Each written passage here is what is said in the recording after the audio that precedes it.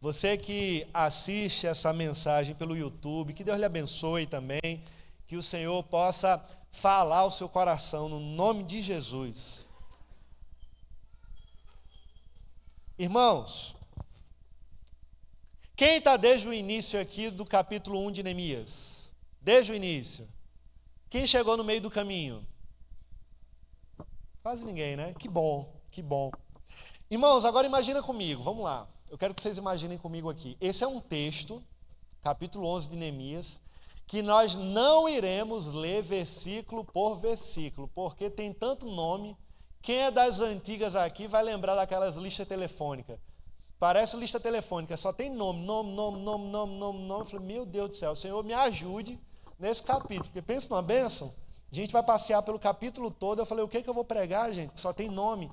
Mas deixa eu dizer uma coisa para vocês, se tem nomes, é porque Deus se importa com pessoas. Pessoas são importantes, referências são importantes, da mesma forma que Deus se importa com a minha vida e com a sua vida. Mas nós não iremos ler todos os versículos, nós passearemos pelo capítulo inteiro. Mas aí agora imagina comigo, crie na sua mente esse cenário, os muros de Jerusalém foram reconstruídos, as portas estão de pé, as muralhas estão restauradas, está tudo pronto. Ô glória! Em 52 dias aconteceu a reforma e para os olhos das pessoas de fora, né, está tudo certo. Problema resolvido. Jerusalém agora voltou ao seu estado natural, maneira estruturada e organizada. Mas por dentro a cidade estava o quê? Vazia. Não tinha ninguém. As muralhas estavam restauradas, a cidade estava sendo fortalecida, mas por dentro não tinha ninguém. Ou seja, casas abandonadas, ruas sem vida, pouquíssimas famílias, pouquíssimas vivendo ali. Imagina aquele cenário bucólico, fúnebre, chato, xoxo, capenga, não tem uma criança para correr na rua, não tem ninguém andando de bicicleta, não tem ninguém brigando, não corre menino, não tem zoada, porque não tem pessoas. Era como ter uma casa reformada, mas não tem ninguém morando dentro. Isso daqui é o cenário, mas aqui a gente aprende uma lição, logo de cara, com base no que nós vimos até agora. Deus, ele não quer apenas estruturas bonitas. Na verdade, Deus, ele quer vida, e vida verdadeira.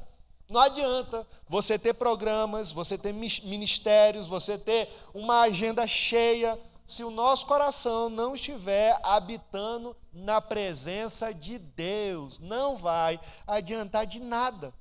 E assim como Jerusalém precisava ser habitada, eu e você também precisamos estar plenamente entregues para que Deus também habite em nós.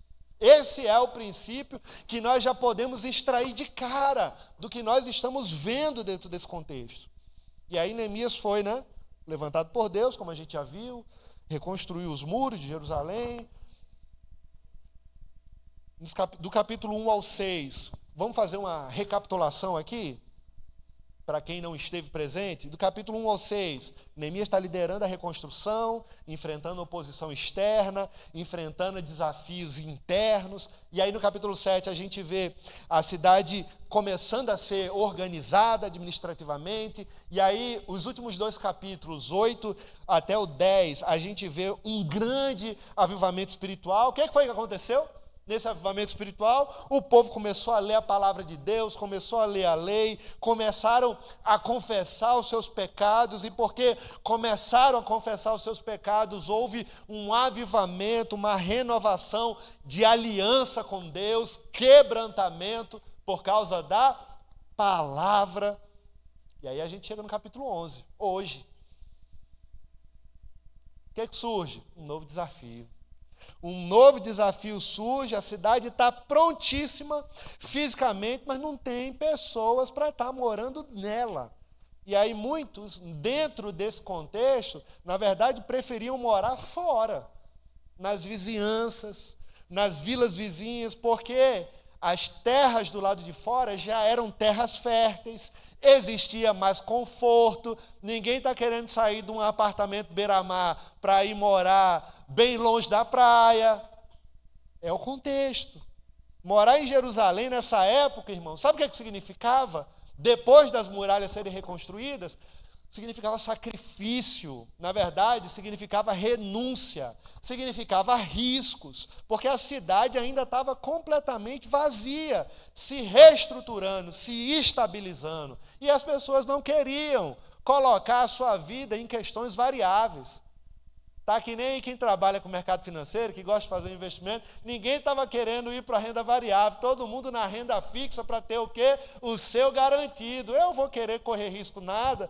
Da mesma forma, o povo estava pensando. E aí por isso, irmãos, que a gente vê, fazendo um panorama geral aqui no capítulo, que o povo vai lançar sortes para que em cada 10 homens, em cada 10 esses 10 homens se mudem para Jerusalém. Aí a gente vê que, além disso, alguns se oferecem também voluntariamente, depois dos que foram sorteados. E aí depois Neemias ele começa a registrar o grupo dos líderes. Depois a gente vai ver que ele menciona os líderes, os sacerdotes, os levitas. A gente vê os cantores, os porteiros, as famílias, as famílias das vizinhanças, tudo isso nesse capítulo. Esse capítulo aqui é uma lista que parece que não tem fim, mas ela carrega uma mensagem espiritual, irmãos, extremamente profunda. Qual é a mensagem? Jerusalém precisava ser habitada porque ela representava a presença de Deus entre o seu povo. Eu lembro que na época de reis, 1 Samuel, Davi, quando ele se torna rei, ele agora enfrenta a cidade de Jebus e guerreia para ter a posse dela novamente. E Jebus, depois da vitória de Davi, entrando na terra, deixa de se chamar Jebus e agora passa a se chamar novamente de Jerusalém. E os jebuseus agora passam também a ser parte do povo de Israel. Irmãos, aqui a gente percebe que Jerusalém precisava ser habitada porque ela representava a presença de Deus entre o povo. Sem o povo habitando nela, a cidade não iria cumprir o seu propósito. Sendo assim, o que nós aprendemos com esse capítulo? Numa única sentença, eu diria que Deus ele chama eu e você a habitar na sua presença. Nós somos convidados por Deus para habitar na sua presença, vivendo com compromisso, servindo a Ele, dando testemunho para o louvor da sua glória. Se esse é o chamado de Deus, eu e você precisamos entender na prática, irmãos, como devemos habitar na presença do Senhor. E a pergunta que eu faço é: como você tem habitado na presença do Senhor? E aí Neemias aqui nos mostra 3 passos que são fundamentais para aqueles que são convidados a habitar na presença do Senhor. O primeiro deles, nos 2 primeiros versículos. Eu e você somos chamados para habitar na presença do Senhor, porque o chamado é para habitar. Pronto, e acabou. O chamado é para habitar. E aí o texto começa, vamos dar uma olhada aqui. A gente não vai ler todos os versículos, mas esses iniciais nós iremos. O texto começa com a escolha daqueles que iriam morar em Jerusalém, Morar ali não era algo natural, como eu já falei, decisão difícil, exigia coragem, exigia fé. E aí quem toma a iniciativa? Os líderes. Versículo 1. Os líderes do povo passaram a morar em Jerusalém e o restante do povo lançou sortes. E aí abre um parêntese, é tipo de um sorteio. Sorteio. Para que uma de cada 10 pessoas viesse a morar em Jerusalém, a santa cidade. As outras 9 deveriam ficar nas suas próprias cidades. O que a gente observa aqui logo de cara? Esses líderes aqui não ficaram apenas falando, mandando os outros ir, que eles fizeram? Eles deram o exemplo, tomaram a iniciativa e foram primeiro, se dispuseram, irmãos, a liderar com a própria vida, e eles agora se tornam um convite de encorajamento para todo o povo. O que é que a gente aprende aqui? O exemplo tem muito mais peso do que leis ou palavras bonitas. Os fariseus, na época de Jesus, eram o contrário. É faço o que eu digo, mas não faço o que eu faço. Eram muito hipócritas. Eles eram hipócritas demais. Não podemos agir dessa forma. Precisamos ter testemunho. E aí, então, alguns aqui foram escolhidos, né, pelo sorteio. Outros se ofereceram voluntariamente, abrindo mão das suas terras. Irmãos, olha só. Abrindo mão das suas terras. Não está fácil, não. Coloca no cenário aqui, imagina só, você tem 1 milhão na sua conta, diga, ô glória, receba o nome de Jesus. Eu declaro, Senhor, eu faço o povo ter 1 milhão na sua conta. E aí o que o povo fez aqui? O povo, eles abrem mão das suas terras e da sua herança. Agora você dá uma oferta de 800 mil reais e fica com 200 mil. Ninguém diz ô glória, ninguém diz amém. Ô Senhor, toca o coração do povo. É o que eles estão fazendo aqui. Irmãos, por que eles estão fazendo isso aqui? Se oferecendo voluntariamente, abrindo mão das suas terras de segurança. Esses voluntários, eles foram elogiados pelo povo, porque estão colocando o reino de Deus acima dos seus próprios interesses. Versículo 2. O povo abençoou todos os homens que se apresentaram voluntariamente para morar em Jerusalém. Não era gente pobre, não era apenas gente que não tinha posse, tinha gente muito rica aqui também, abrindo mão. Essas pessoas, irmãos, eram abnegadas porque elas tinham visão do reino de Deus, não estavam buscando seus próprios interesses. Esses voluntários aqui, eles amam Jerusalém porque ali está o quê? A casa de Deus. Eles compreendiam que representavam o próprio Deus, e estar na presença do Senhor era algo que queimava nos seus corações. E aí eu posso dizer uma coisa, sem sombra de dúvidas: viver no centro da vontade de Deus, guarde isso no seu coração, vai exigir renúncia. O evangelho que não tem renúncia não é evangelho. Habitar na cidade de Deus, irmãos, exige coragem para sair da zona de conforto. É o que está acontecendo aqui. Quando a gente olha para Mateus 16, 24, diz: se alguém quer vir após mim, negue-se a si mesmo, carregue a sua cruz e siga-me. O evangelho de Cristo é um evangelho de renúncia, irmãos. Deus tem muita gente pelas cidades, espalhadas pelos bairros, mas existe muitos bancos vazios hoje aqui na casa do Senhor, e nós precisamos sair para convidar esse povo, evangelizar esse povo, compartilhar o amor de Deus com o povo, para que esses bancos vazios venham a ser cheios, preenchidos, para que pessoas possam ouvir a palavra de Deus, porque ainda há lugar. Sabe de uma coisa? Às vezes Deus, ele nos chama para algo que vai exigir sacrifício, irmãos. Um ministério, uma mudança, um passo de fé. E servir não é apenas para aqueles que estão presentes fisicamente, não. Mas estar disposto a se entregar completamente, independente das circunstâncias. Deixa eu lhe dizer uma coisa: nem toda mudança ela vai vir acompanhada de conforto. Rapadura é doce, mas não é mole não. Está pensando o quê? Às vezes ela vai vir a lá sorteio, a moda da sorte, entre aspas. A sorte aqui no texto, na verdade, é sorteio. O que é que diz o versículo 1? O restante do povo lançou sortes, ou seja, houve um sorteio. Deixa eu lhe dizer, às vezes na nossa jornada com Deus, não escolhemos onde Ele vai nos colocar. Alguns foram morar em Jerusalém por vontade própria, ok. Mas outros foram escolhidos por sorteio. Eu estava lá em Brasília, bem quietinho, na minha sombra e água fresca. Eu acho que sortearam meu nome e me convidaram para vir para cá. Vim parar aqui. Sorteio de Deus. Sorteio de Deus, irmãos. E glória a Deus por isso.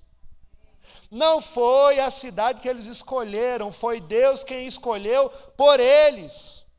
E aí quantas vezes reclamamos dos lugares, das funções, das pessoas que Deus coloca ao nosso redor? Não podemos, irmãos. Ah, é muito chato aqui, eu não gosto de fulano, cicrano. Pô, olha para mim com a cara feia. Não, aquela pessoa é muito chata. Não, quero não tenho paciência não. Pare de reclamar das pessoas e procure mudar você, a sua vida, para que você seja agradável às pessoas que estão ao seu redor. É muito fácil a gente falar dos defeitos dos outros e esquecer dos nossos. Não podemos, irmãos.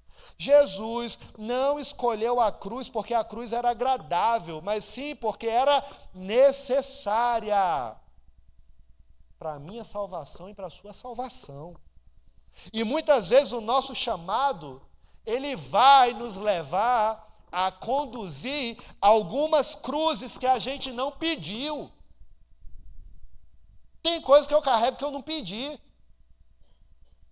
Na sua vida também. Mas justamente porque Deus colocou nas nossas mãos, porque Ele confiou. Se Deus Ele permitiu, irmãos, abrace com toda a sua força e vá. Eu já disse, eu lembro que eu trabalhei 2 anos numa favela, odiava aquele lugar, pensa. Fiquei amigo dos traficantes, dos filhos dos traficantes, mas odiava, não gostava. Saí da Disney e caí de paraquedas. Eu morava em Orlando, fui de paraquedas para a favela. Pensa num contraste maravilhoso. Mas eu falei, eu só saio daqui quando o sangue der na canela, quando Deus me tirar. E fiquei, irmãos. Por quê? Porque Deus me colocou lá, fui sorteado para ir para lá. Cabe a mim fazer o quê? Cumprir, irmãos. Mas aqui no texto nós aprendemos também que voluntários eles são raros porque exigem uma visão que vai além do presente. Como assim, Edilson? Versículo 2, o povo abençoou os que se apresentaram voluntariamente. O texto aqui está destacando que se ofereceram espontaneamente. O que é que isso significa? Que a maioria não quis ir por vontade própria. Eles só foram quando foram o quê? Sorteados. Agora não vá para você ver? Sorteio de Deus. Isso nos ensina, irmãos, que servir voluntariamente exige enxergar além do presente. A gente vê a igreja com poucas pessoas. Sabe como é que eu vejo essa igreja daqui a alguns anos? Tendo culto de manhã, de tarde, de noite, os mesmos cultos. Não é porque eu estou preocupado com quantidades, é porque o evangelho do Senhor precisa ser anunciado e tem pessoas carentes, necessitando ouvir a palavra de Deus. E cabe a nós abraçarmos aquilo que Deus nos colocou. Estamos em Jerusalém, vamos repovoar Jerusalém, vamos trabalhar em Jerusalém para a glória do nosso próprio Deus.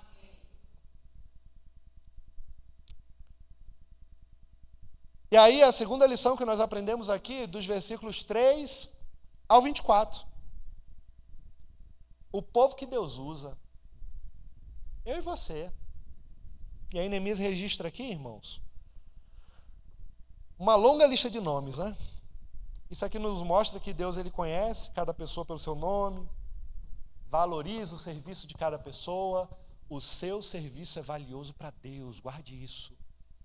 Ah, eu só aperto parafuso. O seu parafuso é para a glória de Deus. Eu só sei lavar banheiro. O seu banheiro limpo é para a glória de Deus. Ah, eu só sei organizar as coisas. A sua organização é para a glória de Deus. Tudo o que nós fazemos é para a glória de Deus. E deixa eu lhe escandalizar agora, entre aspas. O que eu faço aqui, de repente o que você faz lá fora, pegando uma vassoura, lavando um banheiro, limpando um chão, ou pregando aqui, se é para o nosso Deus ver em igualdade, porque o nosso propósito aqui não é desejar visibilidade, mas o que?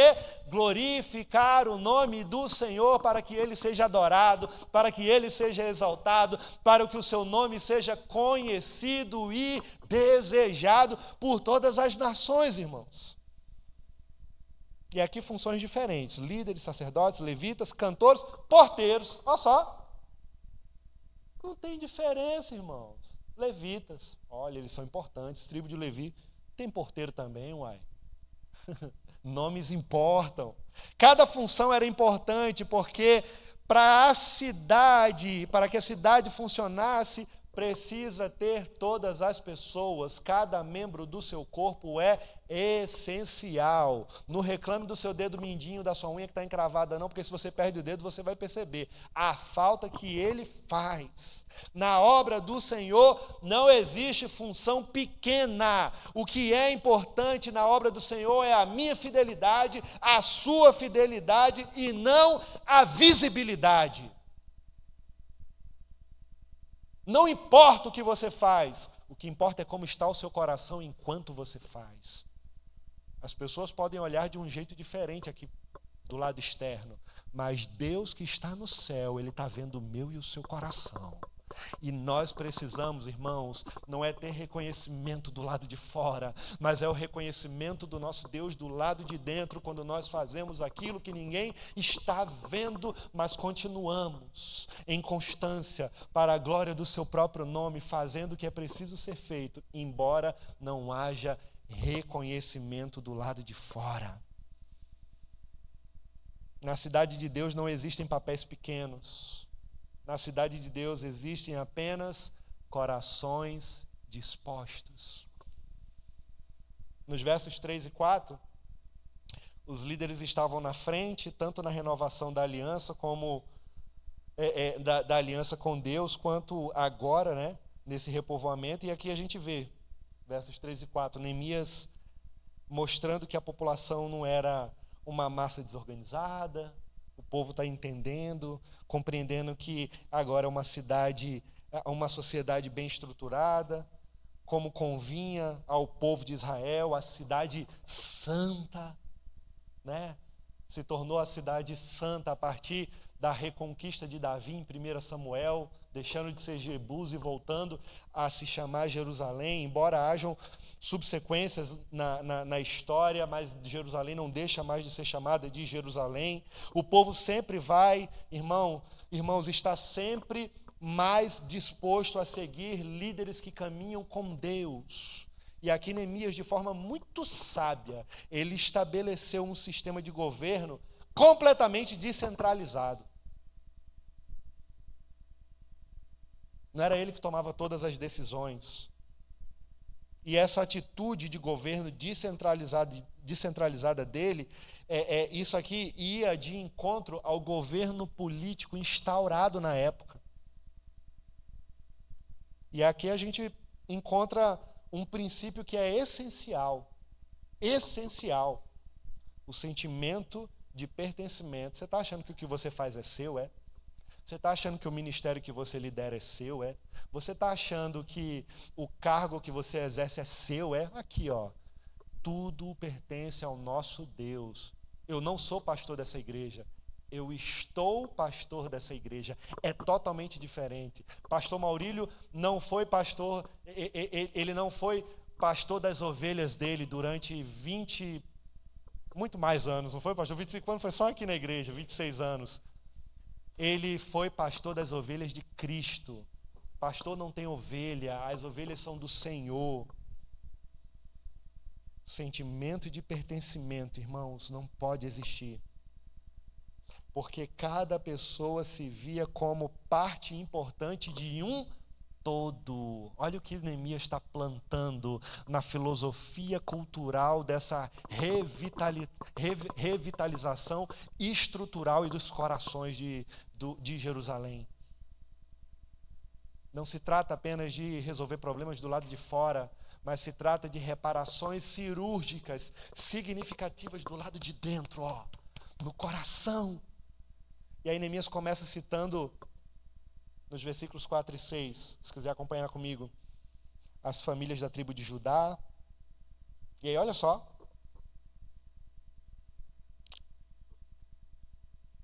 A gente vê aqui, mesmo...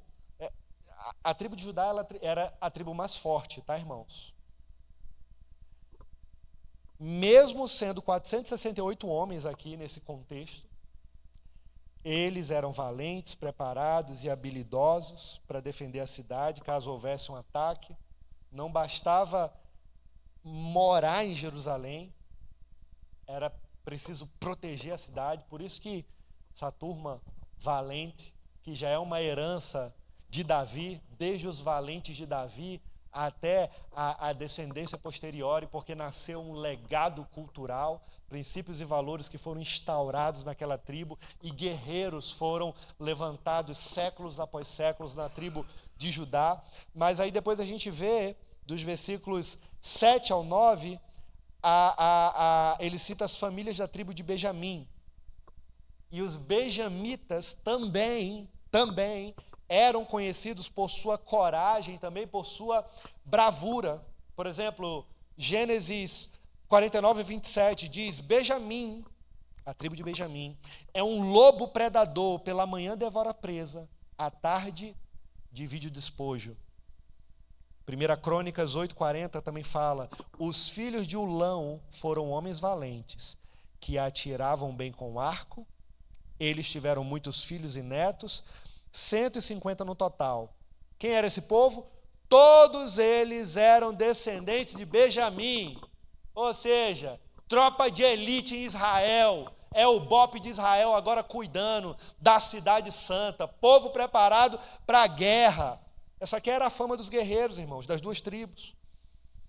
Cada uma era responsável pela sua própria família. Olha aqui, olha o fortalecimento. Sendo cabeça e guia espiritual da sua casa. Esses homens aqui cheios de temor ao Senhor. E o propósito principal da vida deles aqui, assim como o meu e o seu propósito, tem que ser o quê? Glorificar o nosso Deus, irmãos. Não se trata apenas de proteger a casa, proteger sua família e proteger a Terra Santa, Jerusalém, no repovoamento. Se trata, por trás de tudo isso, de glorificar a Deus. Aí eu faço uma pergunta para você agora. Por que você faz o que você faz? Qual a motivação do seu coração para você exercer a função de liderança que você exerce? Por que você serve em ministérios? Qual é a intenção do seu coração enquanto você serve? Se não for para glorificar a Deus, por favor, entregue no nome de Jesus, não atrapalhe. Porque o nosso propósito, irmãos, é exaltar o nome do Senhor. O nosso propósito é fazer Ele ser conhecido. O nosso propósito é glorificar, reconhecer e declarar que Ele é Deus das nossas vidas, Senhor da nossa história e Salvador das nossas vidas, nos levando para o céu. Se esse não for o propósito, entregue. Os guerreiros aqui de Judá e Benjamim, eles entendiam, guerreiros, tropa de elite, BOPE de Israel, eles entendiam que não era o seu fusível, não era a sua pistola, não era a sua espada, não eram os escudos, era o temor ao Senhor e o desejo de glorificá-lo.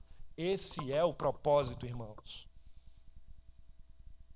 A adoração, ela deve estar focada em Deus e não em fulano, beltrano ou cicrano.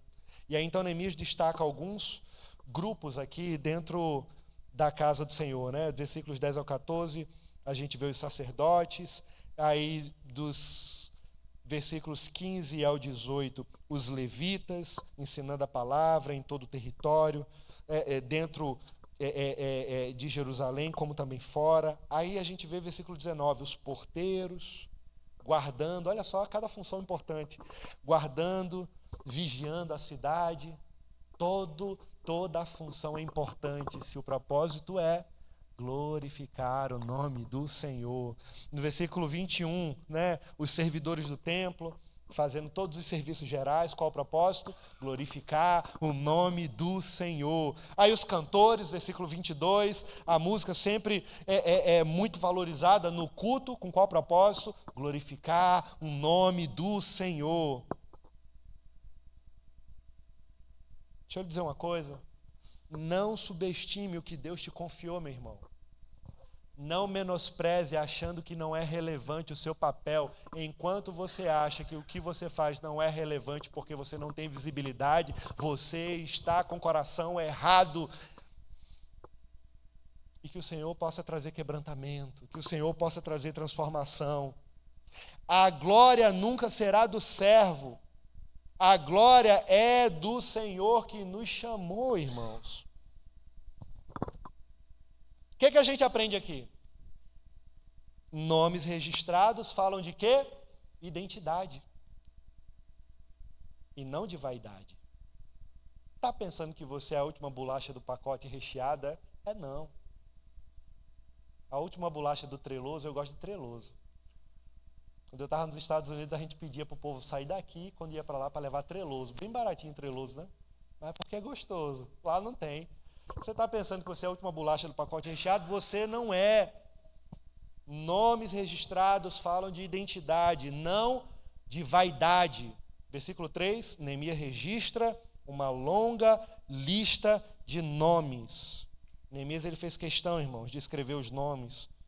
Não era uma lista qualquer aqui, isso aqui era um registro de pessoas que se dispuseram a fazer parte da obra de Deus. Naquele grande dia, quando o Senhor voltar para levar a sua igreja, ou nós partimos daqui sendo promovidos antes do arrebatamento, chegaremos lá diante do Senhor e Ele vai falar: servo bom e fiel, receba a coroa da justiça e tem um lugar separado para ti, e muito daquilo que as pessoas nunca viram na terra está reconhecido, escrito nos céus. Enquanto a gente está aqui tendo visibilidade no YouTube, tendo visibilidade num país laico com liberdade de expressão, nesse exato momento tem irmãos perseguidos que nós nunca iremos saber que estão morrendo pelo evangelho de Jesus Cristo e nunca estiveram nos holofotes, mas estão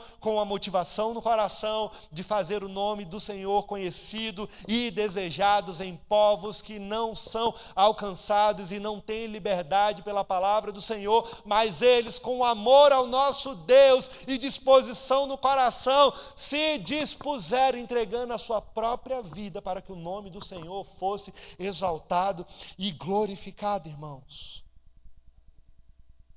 Na sociedade de hoje, todo mundo quer ser visto, quer ser seguido, reconhecido. Só que a gente, se continuar vivendo apenas para conquistar likes, aplausos, a gente vai correr o risco de perder a nossa própria essência. Qual é a motivação do nosso coração, irmãos? Eu acho que a pergunta que tem que ser feita é: quantas pessoas sabem quem você é? Será que as pessoas de fato sabem quem eu sou? Qual é a nossa identidade? Qual é a sua identidade? E aí eu digo, a pergunta não é quantas pessoas sabem quem eu sou. A pergunta ela deveria ser: quem eu sou quando ninguém está vendo?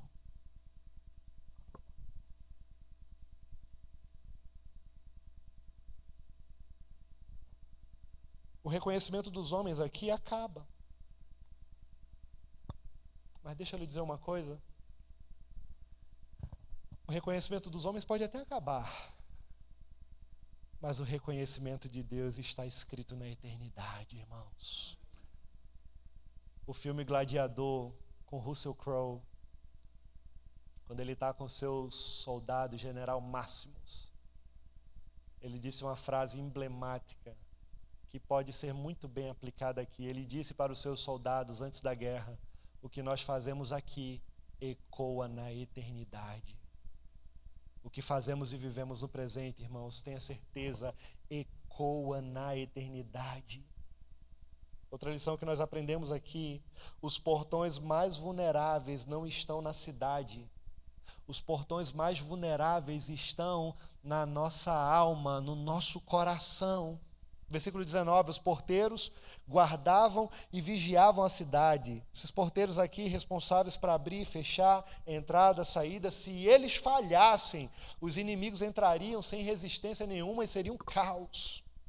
Deixa eu lhe dizer uma coisa. Hoje os maiores perigos não vêm de fora. Hoje os maiores perigos não vêm de fora, mas justamente daquilo que deixamos entrar no nosso coração. O que tem alimentado o seu coração? O que tem preenchido a sua mente? Uma palavra maldita, uma palavra mal proferida, um conteúdo impuro, uma amizade que é tóxica, amizades que te levam para distante de Deus. Tudo isso pode ser uma porta aberta para a minha e para a sua destruição. Cuidado!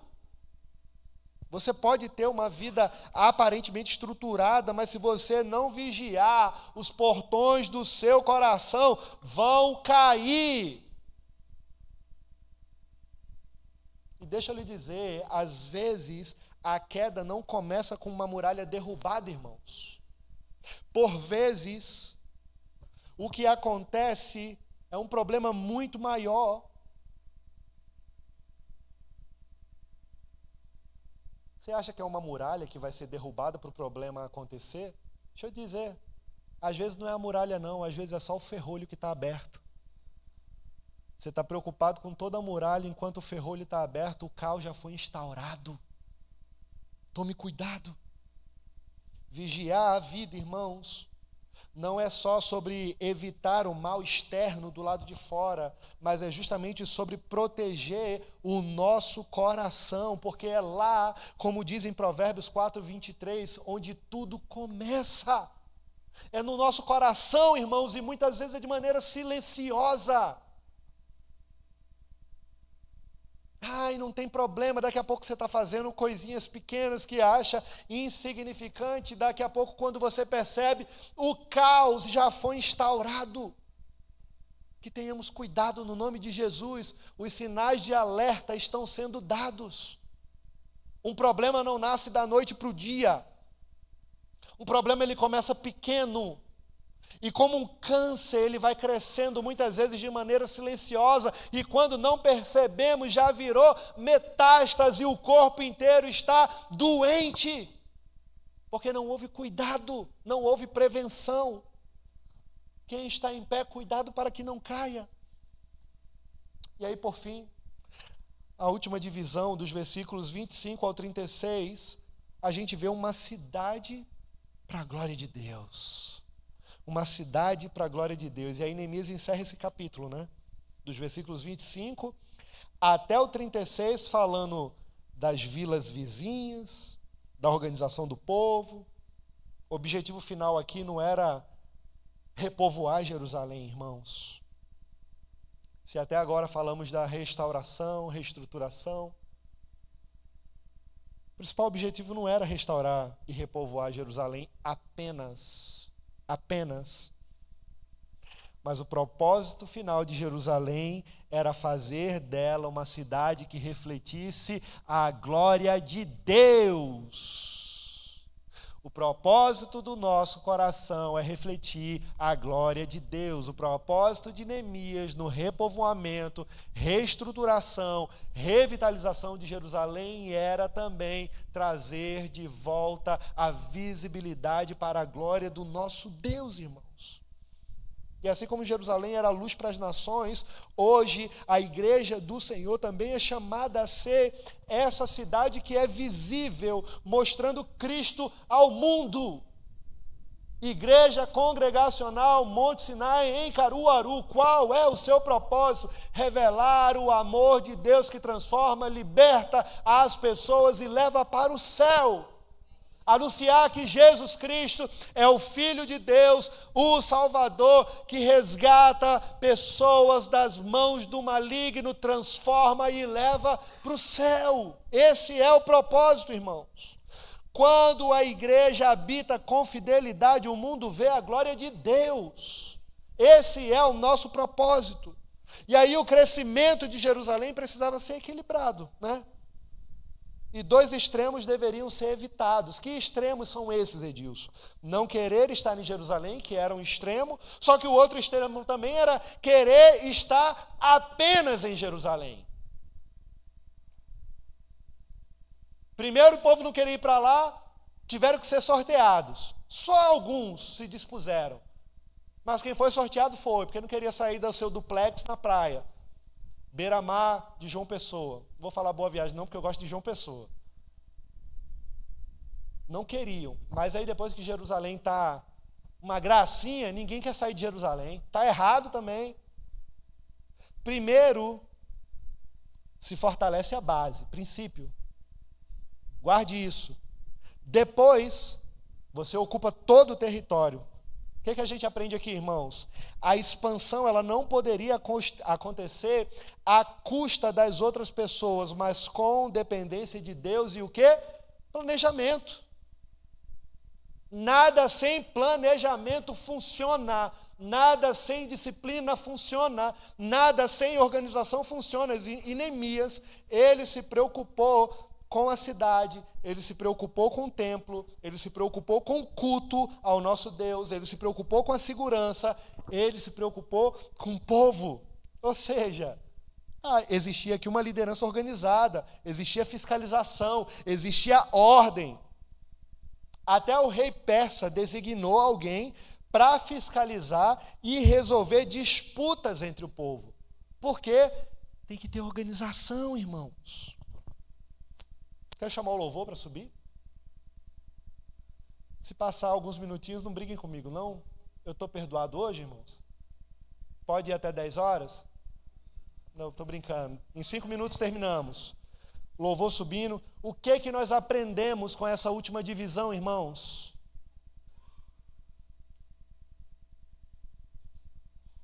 O nosso testemunho não pode ser escondido.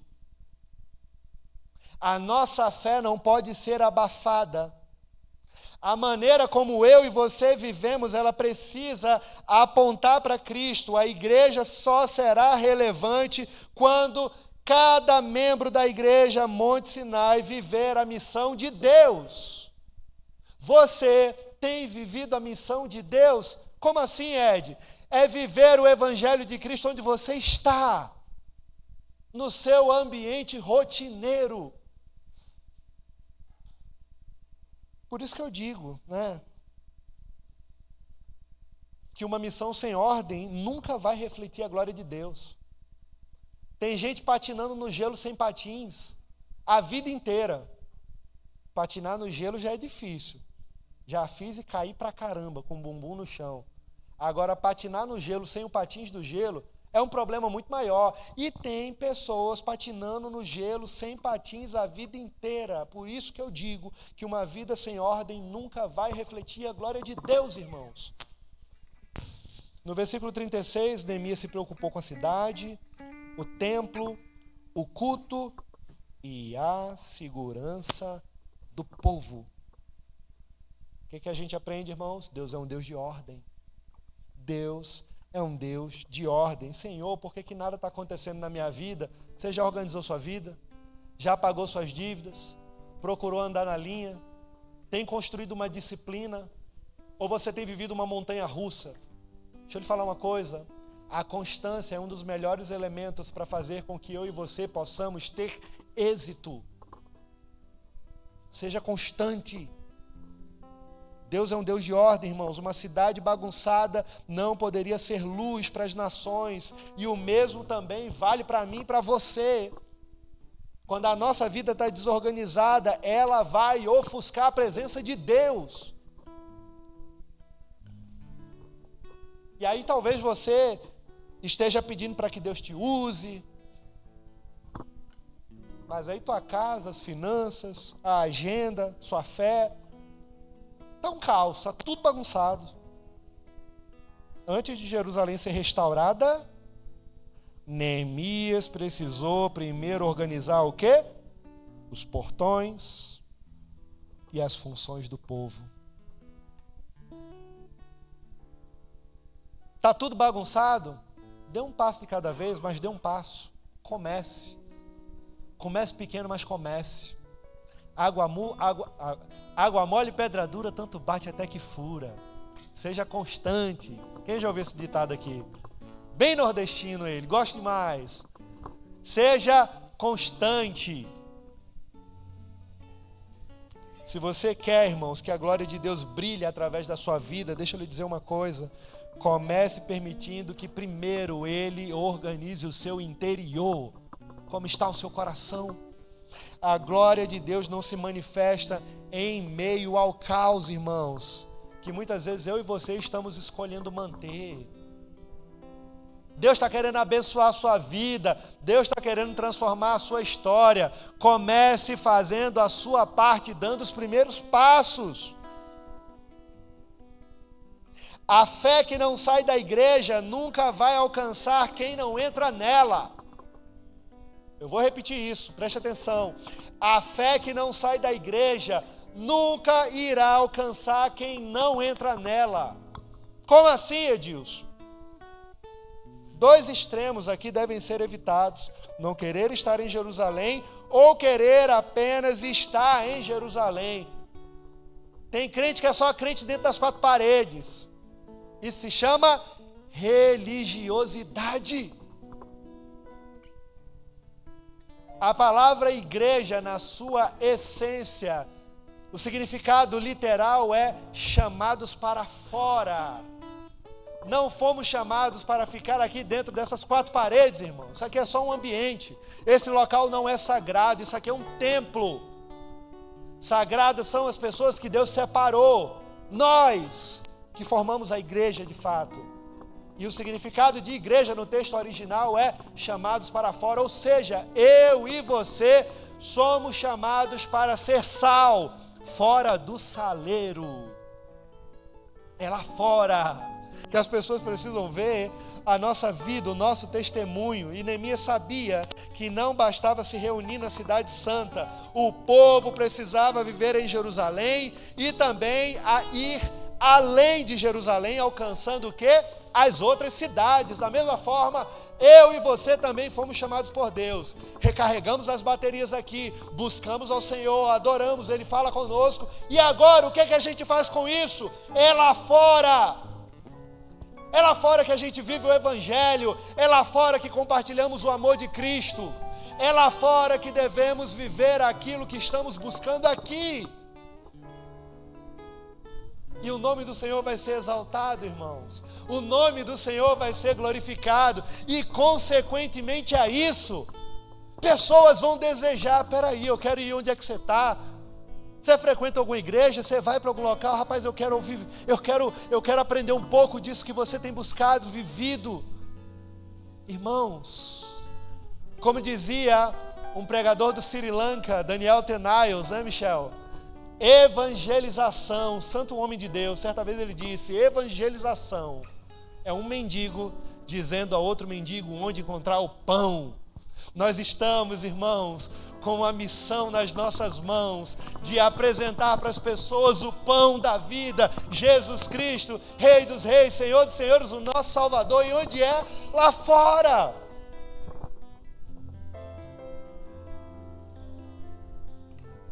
E aí tem alguns cristãos que vivem longe do convívio da igreja, vivendo uma fé isolada. Está errado. Tem um crente online, só quer assistir culto online agora. Outros vivem apenas dentro da igreja. Está errado também, nunca leva o Evangelho de Cristo. O que é que precisa existir aqui? Equilíbrio. Equilíbrio. Se a sua fé não atravessa as portas da igreja, deixa eu lhe dizer uma coisa: ela nunca vai alcançar quem mais precisa de Deus lá fora.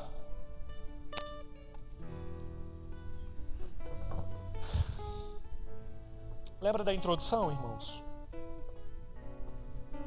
Já cheguei no final. Os muros fortes, mas a cidade vazia. Cidade segura por fora, sem vida por dentro. Por vezes as pessoas estão assim, cheirosas por fora, lindas, mas vazia por dentro.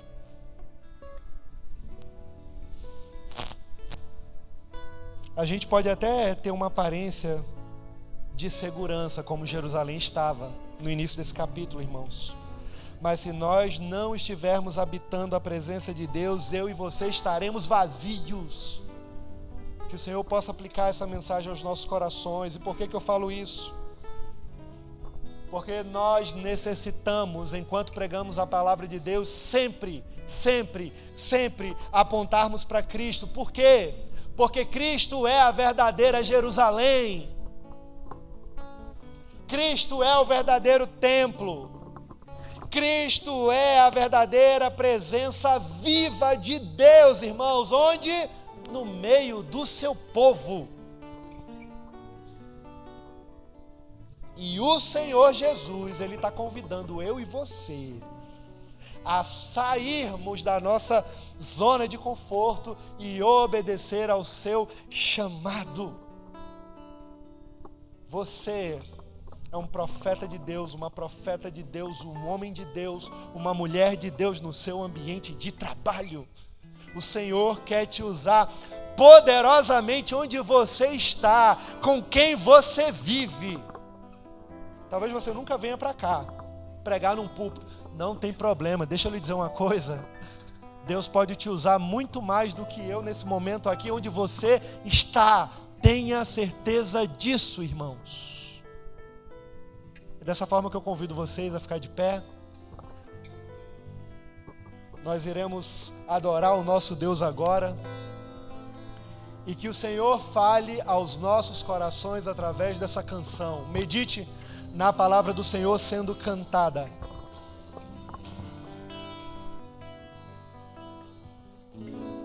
Tu que estás assentado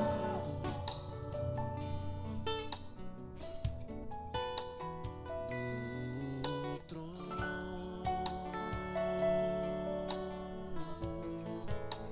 sempre reinando, soberano.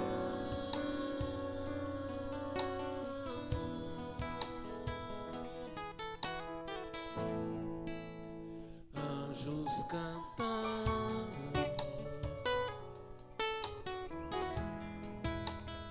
homens louvando,